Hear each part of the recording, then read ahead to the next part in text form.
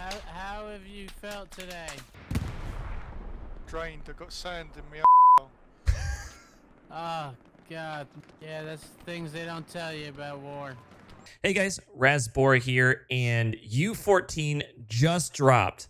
I streamed the official Twitch stream yesterday, May 25th, from the moment it came out for way too long, about 10, no, I think like 12 hours yesterday.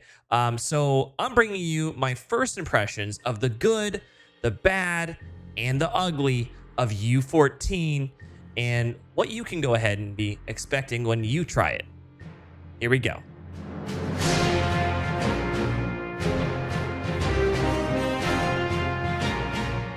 Overall, U14, I think, is a really good update. I think there's a lot of good, there's a lot of bad, and there's a few ugly things that we definitely need to discuss. But overall, I really have been enjoying Update 14. Typically, when an update comes out, there's more bad than good, like the Car 98 bug in the last 13.5 update. The issues here, I feel like overall are just cosmetic issues that can easily be fixed, where in 13.5 there were a lot of game breaking bugs that were introduced into the game. So over my time playing, here are the good things to be expecting in U14. In Update 14, the maps, El Alamein and Drill being Operation Market Garden, and El Alamein being North Africa, Egypt, are some of, if not the best maps in the game. Yes, I know there's issues with El Alamein, and we'll get to that a little later. But the maps themselves play so different than any map in Hellaloose currently and easily stick out from the rest. I think that Operation Market Garden, even though being a bridge map, shows Hellaloose that bridge maps can actually be enjoyable. Being able to go ahead and maneuver straight through the river, both driving vehicles and running, well, wading through the river, it proves to show a lot of dynamic gameplay in Drill. Additionally, the feel of it actually feels a little bit more like Postscriptum, a little more grindy, some ditch fighting, but not your typical Purple Heart Lane ditch and trench warfare. It's more so able to be flanked on a regular basis. You're able to go ahead and make some pretty significant rotations around the enemy, and you can set up some good clear lines when you're fighting back and forth. I think Drill is a sleeper hit, and I would argue that Drill, although it was about 30% of folks wanted to go ahead and enjoy the game or enjoy that map as compared to El Alamein, is actually coming closer to a 50-50 split on which map is better compared to El Alamein. The map, again, plays really well. It looks very different. The skybox is really nice. And the beautiful purple flowers, the scattered fields, overarching bridge in the center of the map really aids well for Hellaloose and its gameplay. I will say, we'll get into it a little more a little later with the British, but I've only tended to play one side of the bridge on a really big basis, and that'll be the south side of the map, as it seems that the British forces are on the side, and they've been losing a little more often than the Germans. So I've mainly played just the south side of the map, even for every single time I've played this map already, which is about a dozen times. So I would like to go ahead and explore a little more of the north side of the map and some of the gameplay up there. One of my recon maps I played, I did go to the north side, but there was little to no battle. I really like that the bridge can be held and used to prevent flanks, but equally it can be taken the opposite side. And it is a crucial point of the map, but it's not the only point of the map that you have to take. Even when two of the 3 points are on the opposite side, it's still able to be taken. And we've had some really good back and forth battles across the Rhine River to take the British occupied points. Another good thing are the ditches. A while back, Black Matter mentioned that they're looking to go ahead and improve the overall feel of the maps to prevent armor getting stuck.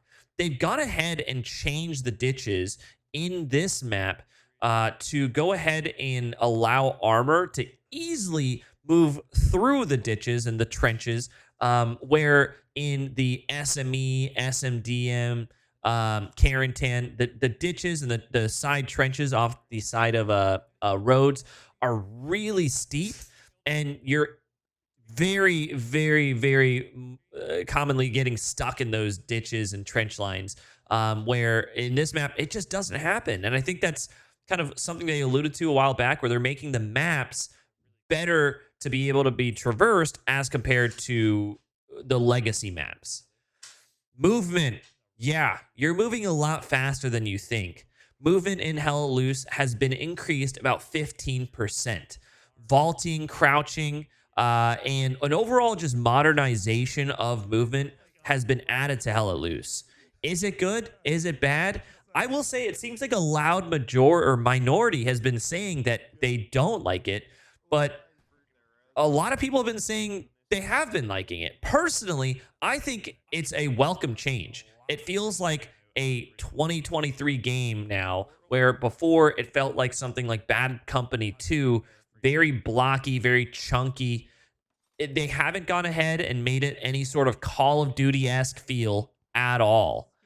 All they've done is just bring it into the modern era. It's still very grounded, and you're not flying across the map, sliding or diving. You can dive, and you can go ahead and kind of move back and forth to prevent fire, but you could have done that before. And the diving, just brand new, but it's more of just seamless diving rather than some sort of Call of Duty stuff. But I really, really enjoy it. I think that I've gotten personally stuck on less objects in the map than I have before with the new height and the speed. It just, again, it's fine. If they were to change anything, I think maybe going ahead and reducing the time between diving would be something that they could look at, as you can continuously spam it after like a second. So that might be something that they can go ahead and look into. But overall, the movement and its modernization is a very, very welcome change. The guns. British have tons of new guns introduced to the game. Lewis gun, the Bren gun, the Piat as a new weapon, to name a few. I think the gun models look iconic. You can definitely tell they have smart materials on them, as they're very detailed. They sound amazing, although they sound a little louder than every other gun in the game, making them very easily distinguishable, but they sound chunky.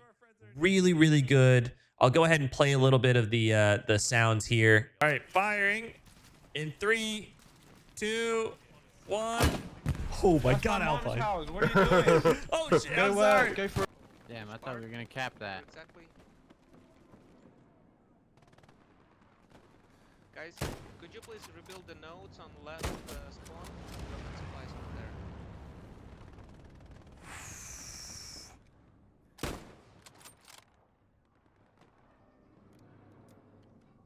Dude, I am destroying right now. turn around. Oh, okay. That is a big fucking gun, dude. Damn. That is nice. Oh! But overall, these guns sound awesome. The Lee Enfield, the Bren gun, probably some of the loudest, chunkiest guns you'll hear. Specific camos. So this is something that we kind of talked about a little while ago, being that, oh man, the Firefly in the release imagery is green, and I'm going to have a green tank in El Alamein. Well, I'll tell you what, I'm wrong. Now each map, Drill and El Alamein, have specific camos for the tanks, and actually all vehicles for each vehicle and each faction. So for example, the Firefly has a full green camo for the Drill map, and then going to El Alamein, it has a tan desert wash striping on the vehicle, where even the trucks have a little bit of a tan on them for the desert. So a really welcome change, and hoping to see a lot more of this standardization for each map going forward, as this is a standard for the new smart materials. So really, really awesome. I truly enjoy it. Last thing for the good, the Piat is as strong as the Panzerschreck. So if you didn't know, the Panzerschreck and the bazooka have different penetration values. The bazooka shoots equivalent to what the Stuart or the light tanks in the game would shoot, where the Panzerschreck shoots a medium tank round. Therefore, it's able to go ahead and penetrate medium tanks from the front and from the sides. The Piat now is the same level of this. So the Panzer IVs have to be very mindful of being able to push, as they can get penetrated from armor on their armor from the front, from the sides. So as well as the heavy tank, actually the Firefly can also be pinned from the front with the Piat on weak spots located in the front of the tank and the turret. So I think it's a welcome change. It makes it a little more even, but overall, I think the armor just needs an overall look. The bad, the Bren gun sights. So I have used the Bren gun a little bit. I don't have any specific footage of it, but the Bren gun has some issuing with the sights and the sway, as well as the British guns in general. The British guns, I don't know specifically what it is. I haven't done testing. I've heard rumors that some comp folks have done testing where the officers have zeroed guns, but the infantry, their guns are not zeroed. I was playing, and when I first started, Nano went ahead and picked up the Bren gun, started shooting, and you can see here that the gun is actually shooting almost from his head rather than the barrel of the gun. So I think that the area the bullet leaves is incorrect, and this actually leads to my next point, which the British are just underpowered. The we played yesterday again for my 11-12 hours, at least 20-25 games. And out of those 25 games, the British forces only won one battle. And to put this into perspective, every single time we would play, how we had the rotation set up is we would have Drill twice, and then we'd have El Alamein twice. So the teams weren't unbalanced. They quite literally would change every single time. So you would play once on Drill as the British, then you'd play again on Drill as the Germans, and then you go to El Alamein as the British, and then you go to El Alamein as the Germans, and so on and so forth. Every single time we played, the Germans would win, without a doubt, every time. It started going ahead as people started getting the hang of the maps. The British would put up more of a fight, but all in all, the British would lose every time. I think this has to do with the Firefly, which we'll get to in a moment. But the guns and the gun battles just are overpowered. There's no semi-auto for the British forces, where the semi-auto Gewehr is for the Germans. That could be one of the main things. But I think overall, just the British forces are a little underpowered. They may need some general balancing. I think asymmetrical gameplay is okay and really welcome to the game, but there is definitely something wrong that every single time we swap the game, the British forces would lose. There was only one time, because all day I was getting mention of what British song is being played, and we didn't hear it until hours and hours and hours in one time. So I think there's definitely something that needs to happen there. One last bad thing here, tanks. So I think that the movement is great. I think that increasing the speed of infantry is fantastic. Well, what they didn't do was equally increase the speed of the tanks. Well, Raz, tanks didn't move fast. Well, hear me out. Now you can literally catch a tank full speed, full sprint, and just jump on it and satchel it. Where before, you would need to wait tactically for the tank to stop. I think that if they're going to scale the movement of the infantry, they need to scale that to the armor as well, because I don't think at full speed you should be able to easily run up and satchel a tank. That's just unbalanced gameplay.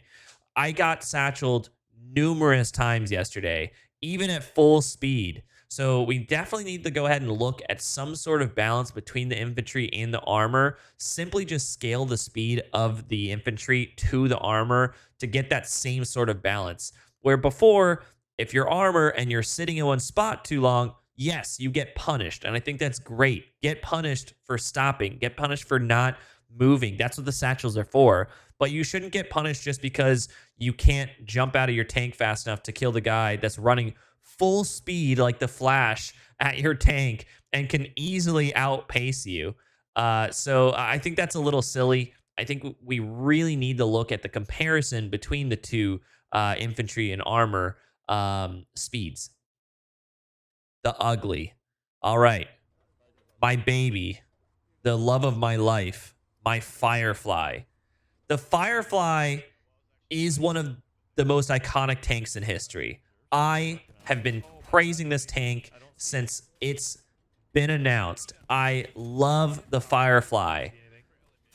But insert what have they done to my boy meme here. The Firefly is the second worst heavy tank in the entire game.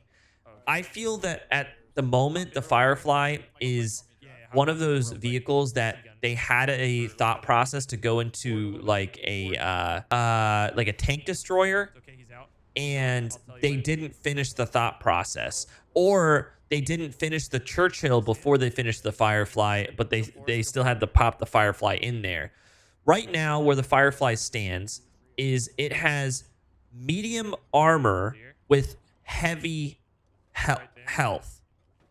Yeah, it's weird. So what I mean by that is it can be fully penetrated from the front on weak spots in the front hull and the front of the turret. However, it has enough hull health to be able to take 2 hull shots from a heavy tank, just as the standard heavy tank.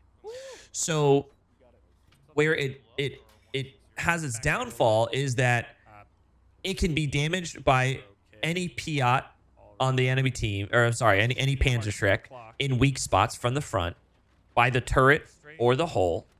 And it can go ahead and be shot by medium tanks. And keep in mind, the medium tanks can 2-shot this tank. And they have, what, a 6-second reload. And it moves the slowest out of pretty much any tank. It's something like 19 to 20 seconds to actually turn this tank all the way around. This is quite simply just a point and shoot, barely maneuver tank, where the Panther on the other side has a heavy hull with a medium turret, and it has the same reload speed of 6 seconds as the Firefly. However, it moves twice, almost 3 times as fast, doesn't get stuck, and can maneuver, in 4th gear fairly effectively. This thing just does not move whatsoever. It is the most clunky tank I have ever seen. And additionally, it has some issue where it drifts to the right as you drive it. So you constantly have to correct for that. I think that the Firefly has potential. I think that they're going in the right way with weak spots. I think that's fine. But for me personally, I would love to see the Firefly have some love given to it. Oh, I'm sorry. I forgot to mention. It has no hull MG. So wherever the gun is, that's the only place it can shoot. If the gun's looking to the side, infantry can just run up to the other side without the machine gunner on the in the front being able to do anything, because there is no gun. So I think where they're taking armor in the sense of like having weak spots is great, but I think they need to add some more maneuverability, because it's almost better to get the Cromwell than the Firefly, just because it moves faster in every way. So it's just a shame that the Firefly is so bad. The medium Sherman is how it should move. Like, it should move the same as the medium Sherman, as it's a medium Sherman hull. I know it has a bigger gun, but maybe put it in between a medium Sherman and like a 76. That'd be fine. But the 76, the Tiger, move more effectively than the Firefly. Just to put it into perspective if you haven't driven it. Last thing here for the ugly, El Alamein, the stutters. It's bad. Fortunately for me, I have been fine. I had basically a initial load into LL Main where it was almost unplayable with how bad it was. After about 5 to 10 minutes of me running around the map real quick, it seems like it was able to load all of the textures that it needed, and it just didn't do it again, where it was a consistent frame rate, consistent experience. However, every, say, hour or so, I would just, for no reason whatsoever, get terrible frames, as low as 9 FPS for about 20 seconds, and then it'd kick back up. I understand that on lower end PCs, this experience is consistent. And then on console, it seems like it may be bottlenecked, as I've heard a lot of folks in my Discord explain that it's almost unplayable on console. So I really hope we're able to optimize El Alamein, because it is such a wonderful map. One of the best things about El Alamein that I found is that it really, because there's so many open areas and spread out objectives, it really promotes squad play. More so, I'd argue, than any other map, as you find full squads running together through the map. I know this because when I was tanking, I saw full squads running across the desert together, which is, again, really cool because you get to have a closer relationship with your squad mates. And every other map in the game, I think that you can kind of get away with not moving with your squad in every situation. But here, you have to move with your squad. You have to spawn at those OPs because the points are so spread out. But there's a good amount of elevation. There's a good amount of topography throughout the whole map. So there it is. That's Rasbor's good, bad, and ugly. Overall, I think the U14 is a 7.0 out of 10 rating. Definitely better than most of the updates prior, but definitely room for improvement. Devs, I think Black Matter, again, being their last update, did a really good job. I really think it's a unique feel, bringing a whole different aspect to the game.